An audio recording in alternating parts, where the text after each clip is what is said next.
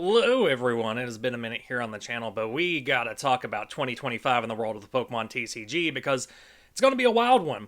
We knew it was gonna be a big year for Pokemon with the set lineup that we knew about, going towards the end of 2024, but things are getting crazy out there. And the first kind of uptick we saw was with Surging Sparks. I did not expect that set to do as well as it has, to be as much of a hype train as it has been. That Pikachu, $500 Pikachu that I never thought would grow that high because I think it looks ugly. I hate all of these cards with their terrestrial, dumb looking hats. Scarlet and Violet block has definitely not been for me. I know a lot of collectors have gone in hard on it though. And it seems like these prices are pretty stable. They're going to stay that way. I thought that Pikachu would be a $200 card by now. It has maintained its price. Surging Sparks is still selling very well. And it seems like that Pikachu has pulled in a lot of these collectors that really just scalp and resell based on what the big cards of every set are. You have these collectors that just want the top 10 cards of every set. They will literally look up what are the 10 most expensive cards. I'm just going to buy all of those. And that's how they do it. They don't care about price. They just buy them out. And you also have the other side of that, the market manipulators that go in and say, okay, well, this Pikachu is at 410, 420. I'm just going to buy up every single one on TCG Player with that listing, create a little bit of scarcity, get that price back up to 500. But there are cards that I have seen buyouts for that I thought would level out at some point whenever those people wanted to finally dump onto the market and make their money back, but they haven't. There's the Aerodactyl illustration rare from Astral Radiance, I believe it was. There's a Rotom from the same set. There's the Machamp that's carrying all the food through the market. All of those cards experience buyouts. I thought at some point they would level back out as Pokemon printed more of Sword and Shield, that more copies of those cards would make it onto the market, and they did. And there were some fluctuations, but those cards are still very expensive, still near their highs. And coming off of a hot Pikachu card, we have another Eevee set. We knew that people were still insane about the last evolution set we got in Sword and Shield, and Prismatic Evolution is going to be that, but elevated even more. Like I said, the terrestrial hats are not for me. I don't like those full arts. I don't like those illustration rares. I think they look really bad, but the market tends to disagree with me on that, because a lot of people are all in on these terrestrialized Pokemon. This is looking like it's going to be an Evolving Skies 2.0, where you have all of your evolutions, you have all of your special versions of each one of them, and they are already pre-selling for ridiculous prices. Right now on TCG Player, you have $400 Pokemon Center ETBs. Just your standard ETBs are listed for $150 because reports have also been coming in from LGSs and distributors that this product is going to be limited. A lot of stores are not going to be receiving what they ordered. And the reason for this is pretty obvious if you've looked at the release schedule, but people are flipping out. Anyway, this is a 9-month release window. We're going to have Prismatic Evolutions products releasing for the next 9 months minimum. It was the same thing with Crown Zenith. Crown Zenith was a big set, had a lot of pretty cards in it. People were excited about it. And they're still releasing Crown Zenith products. We are nearing the end of what should be the end of the Scarlet and Violet block, and we're still getting Crown Zenith products released to Sam's Club and whatnot. But Prismatic Evolutions is going to be the same way. We have different product listings throughout the year. These products are going to be opened en masse. There's going to be so many singles flooding the market, and I think the demand is actually there. I don't think, even if you flood the market with tons and tons of Umbreons and Espeons and Eevees, that it's going to drive the price down at all. I think there are people out there that are going to buy every single one of these that they find. There are certainly people walking into LGSs right now buying up every single $500 Pikachu that they can find because they have faith in that single. And I feel like that's going to be a pattern for all of 2025. I think if you want singles, you buy them at release. If you walk into an LGS and you find the single that you want, you go ahead and get it. I've made this mistake in the Scarlet and Violet era. That Milotic from Surging Sparks, I should have bought at release. I thought if I waited it out that more product would be in the market, that the price would go down, and I was wrong. That card has stayed at its high. And I feel like Prismatic Evolutions is going to be one of those sets like Evolving Skies where if you go into a Walmart and they have 7 ETBs on the shelf, just buy all of them. Whether you're looking to open product or if you're wanting to keep them on your shelf like I do with ETBs, you can see them back there, that's going to be the play. And I hate to say that because I hate looking for a product and not being able to find it. Scalping is going to be huge this year. Shelves are going to be empty. So if you luck out and you find a product, I would go ahead and pick it up because it's going to be scarce for a long time. Pokemon can go right back to the printers. They can print a ton more of Prismatic Evolutions. But again, I feel like it's one of those sets where no matter how much they print, it's going to sell. The single prices on the secondary market will drive those product sales. And I don't know if there's a limit that they could print to where people would stop buying it. But the hype train does not stop there. Because following Prismatic Evolutions, we have Journey Together. A set where they are reintroducing trainers Pokemon. Just like back in Gym Heroes, Gym Challenge. It's not something we see very often. It's one of my favorite things that the Pokemon TCG has ever done. I'm excited to have it back. And we have some big characters on the face of this product. We have N on the ETB. People love N. He's a handsome Pokemon man. And then we also have Lily. Lily is a cute character. I think there are some people that are maybe into Lily for the wrong reason. I'm going to leave it at that. But Lily is a popular character. Lily singles sell very well. We know there's going to be a Lily's Clefairy in this set. We haven't seen the illustration rare yet. And I think Pokemon has been holding off on that because they know that that was going to drive sales even harder than any of the other cards they've released.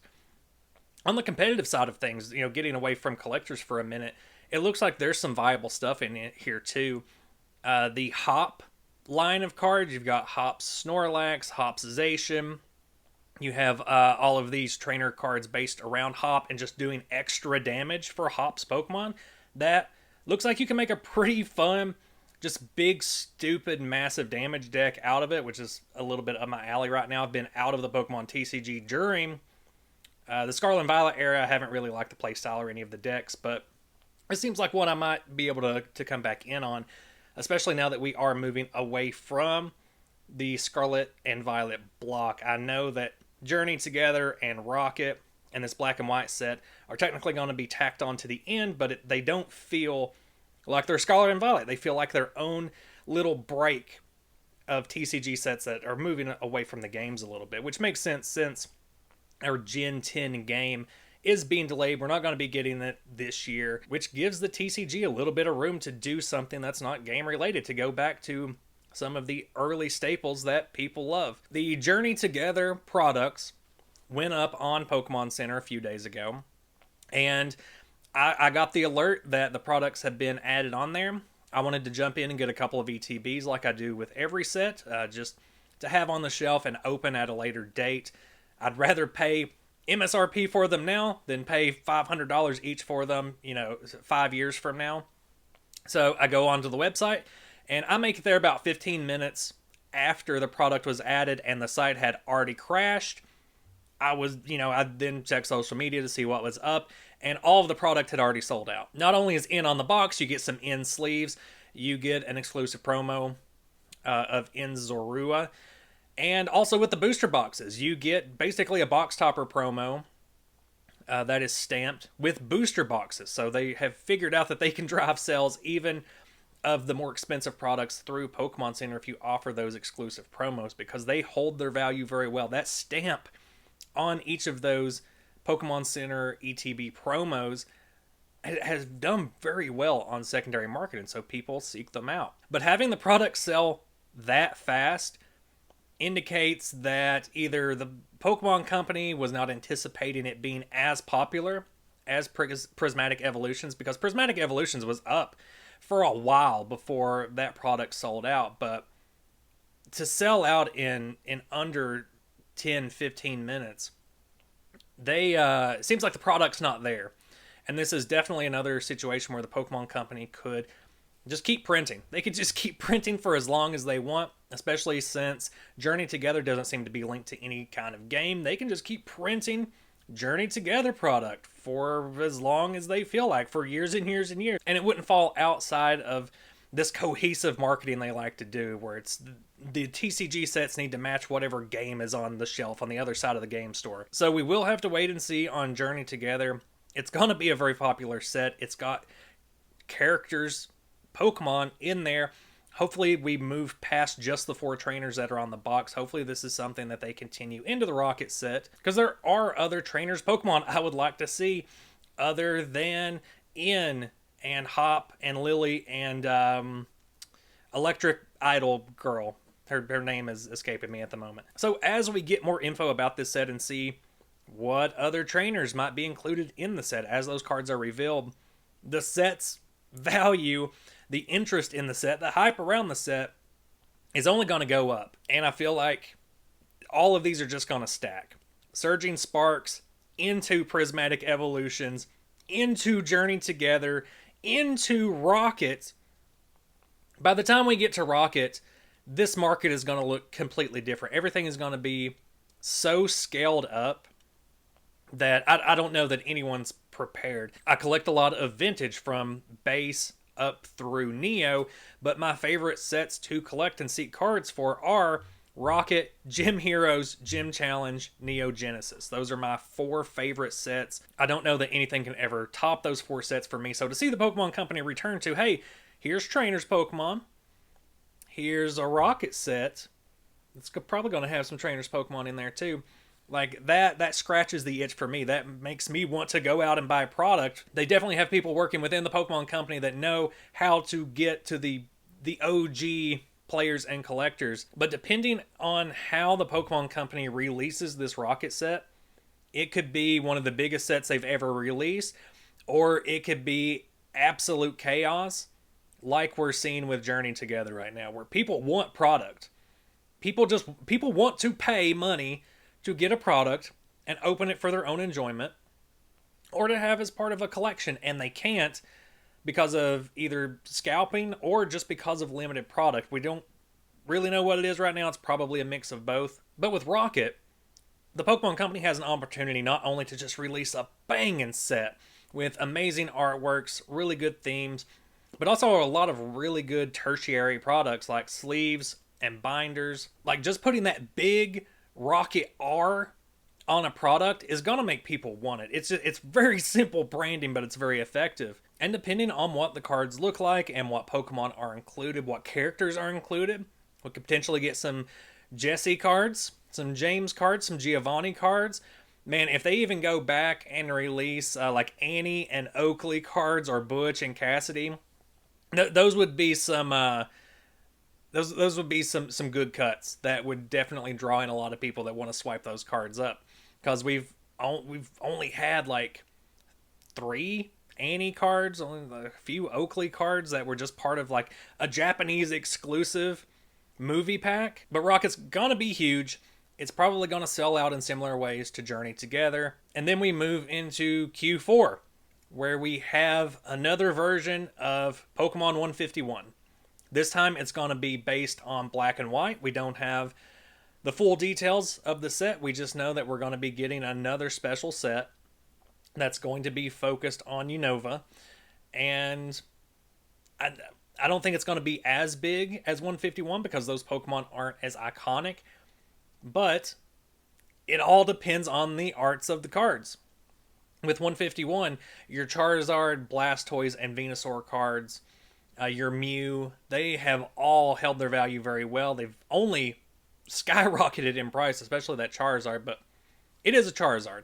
You're not exactly getting the same type of hype from your Gen 5 starters, but as we're seeing with Journey Together, you do have hype around Gen 5 characters.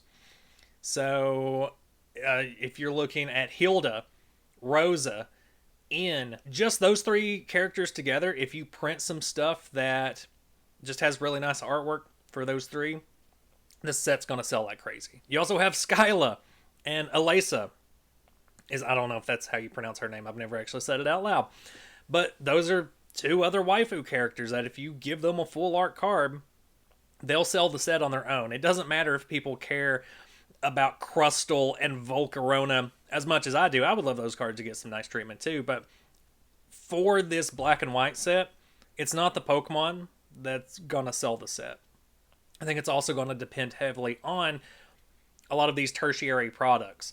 Like they did with 151. That binder collection was great. The poster collection was great. If they can do something like that again, to where you're getting a lot of value out of the product, aside from the 4 or 5 packs that it includes, then people are going to buy it up. But something else to keep in mind about these Q3 and Q4 sets, so Rocket and this black and white set that doesn't have a name yet, we have found out through the retailer leaks essentially that the release window for Legends ZA is going to be August or September of this year.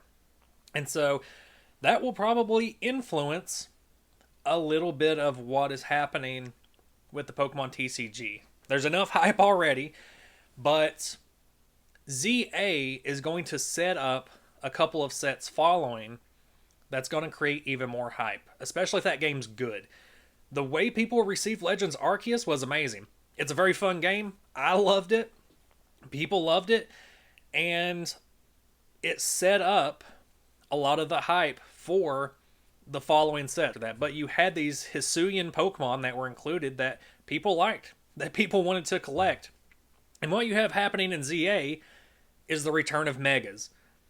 Megas were a huge thing back in the X and Y era of the TCG. People just wanted to collect every single Mega that came out. The assumption was that by the end of the block, you would be able to collect every Mega, and they didn't follow through with that. I'm still waiting on that Mega Pinsir Pokemon Company. Please put it in an upcoming set following ZA. But at the end of 2025, we are going to see the announcements for the upcoming TCG sets based off of Pokemon ZA, which is going to include Megas. Whatever new Megas are included, past Megas that are people's favorites, we're going to see at least 5 new Mega Charizard cards. We're going to see more Mega Mewtwo's. We're going to see more Mega Gengars. All of these fan favorite Pokemon will have cards in those sets, and people will go crazy to get them. In the same way they did for Gigantamax Pokemon. They printed a ton of Charizard VMAXs, and they all sold well. Anytime they put a Gengar VMAX on a card, it sold well. And those cards alone sold those sets. So if you have a good game with some new exciting mechanics and Pokemon in them, it's going to sell whatever comes next. And what we're going to see is that this hype train is just going to keep going and going and going based on everything I've already talked about for the release schedule of 2025 and into 2026. On top of that, by the end of the year, hopefully we have some type of announcement about what Gen 10 is going to be like and when it's going to release. This year we're also expecting an announcement for the Switch 2, which has a lot of people hopeful. You know, if we have upgraded hardware, is that gonna allow Scarlet and Violet to run correctly? So there's a lot of factors that are just going to keep adding on to what is already happening this early in the year. We're not even halfway through January, and people are already afraid that they're not going to be able to get product for the next 2 sets. Minimal. And when you have these types of events and these patterns happening in the new product market, you also have to take a look at your older product markets. Go look at what's happening with Fusion Strike right now. People are buying out Fusion Strike for the few single cards that have held their value that are staying above $200-$300 because that set's out of prints. They're not going to be printing any more Sword and Shield except for Crown Zenith probably, but who knows on that one. And so the price of Fusion Strike product is skyrocketing because there's some created scarcity there. And if you want to get some Fusion Strike product to open on stream to try to hit a Gengar V Max, you're going to have to pay a lot for it. And I feel like that's going to be a trend moving on this sliding scale. So the further we get into Scarlet and Violet, the more expensive these Sword and Shield sets are going to get. Towards the end of a block is when the Pokemon starts packing in the heat. So we saw the beginning of Sword and Shield, like the Sword and Shield base set up through Battle Styles, not very popular. Not a lot of good cards in there. Not a lot of popular Pokemon being featured there. But as soon as you get to Fusion Strike, and then you start moving forward all the way up into Crown Zenith, you saw Pokemon like really pumping effort into the way the cards look, the aesthetics, the types of cards in there, their competitive value. I say this time and time again, this happens in cycles. It was the same way with Sun and Moon.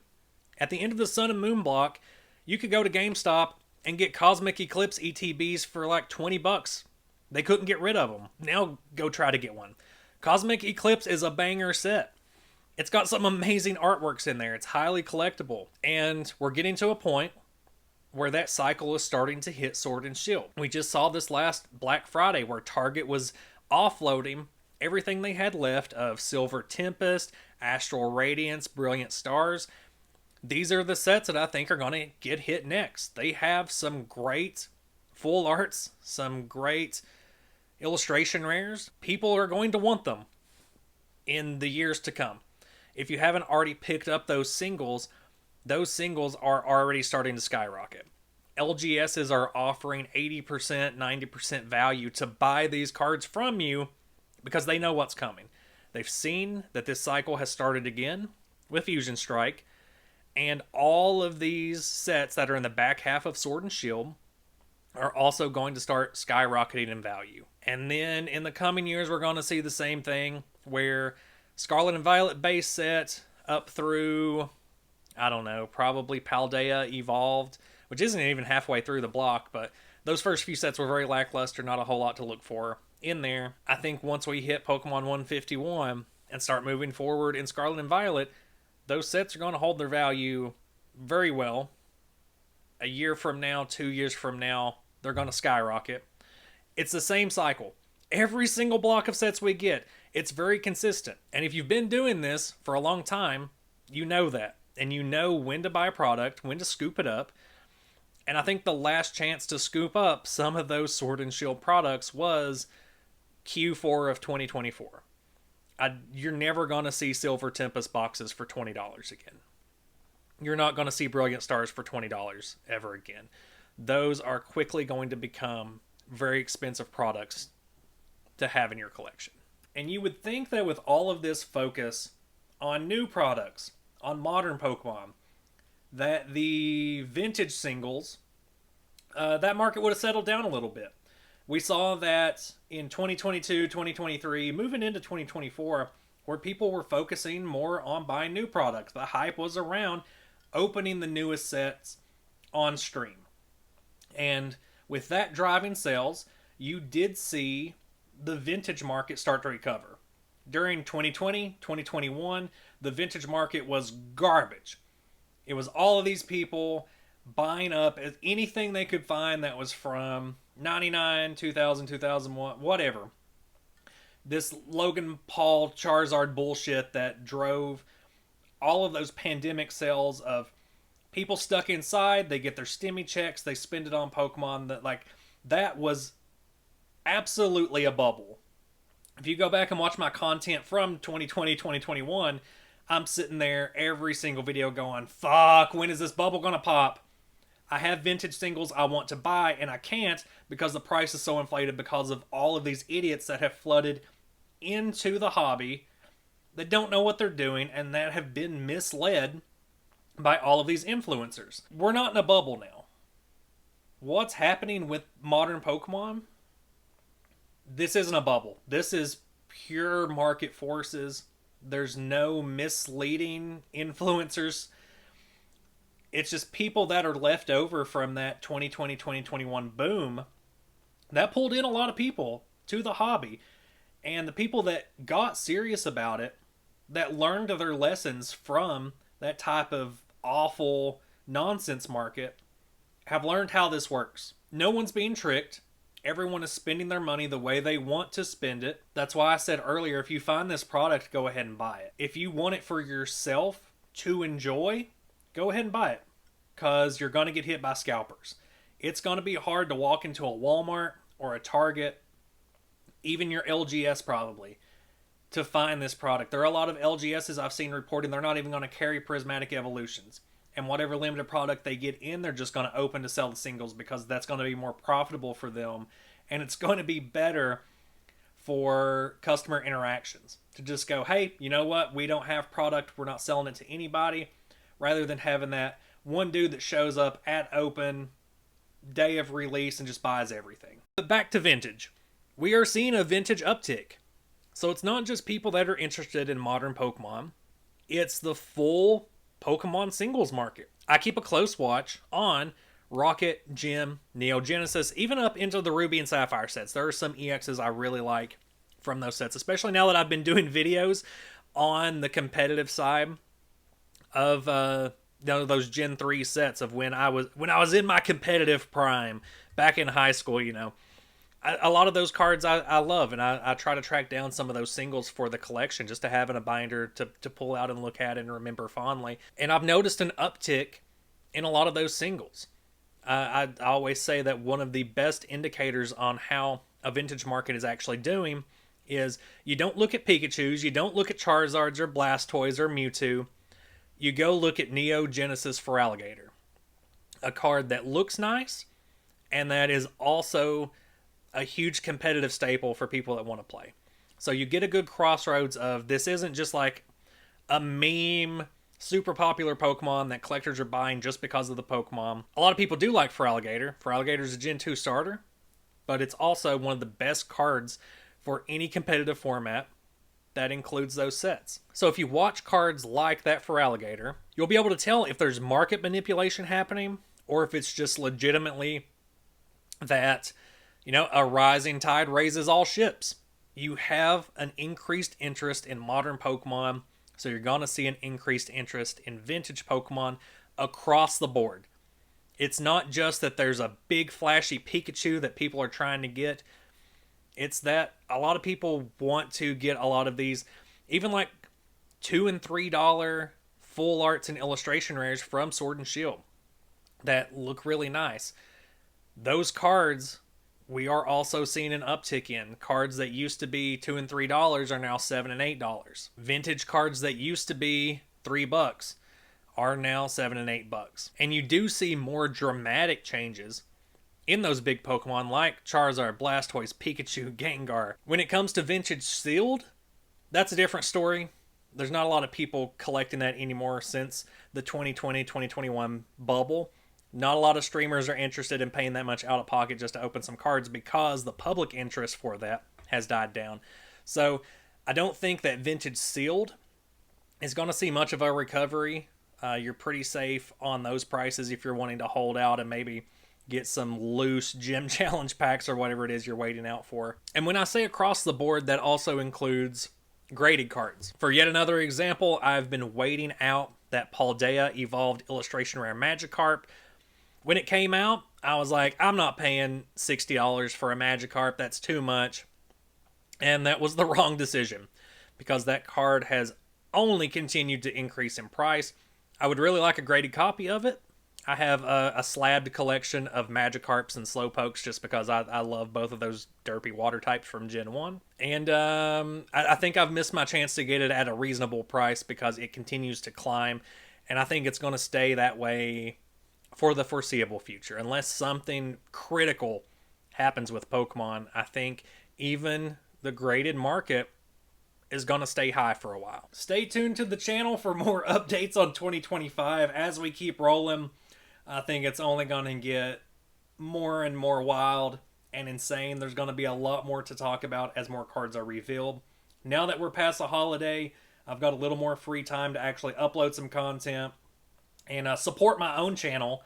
So I appreciate everyone that is watching and commenting below with their predictions for 2025. That also helps support my channel. So I appreciate each and every one of you. It's nice to be on here talking about cardboard again. If you like Pokemon TCG and you're new to the channel, please check out any of my playlists. I've got tons of vintage content on here. I'm going to be uploading more frequently now that we're rolling into Q1.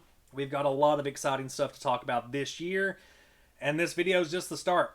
So I hope to see all of you again soon. A new season of vintage formats should be starting in April or May.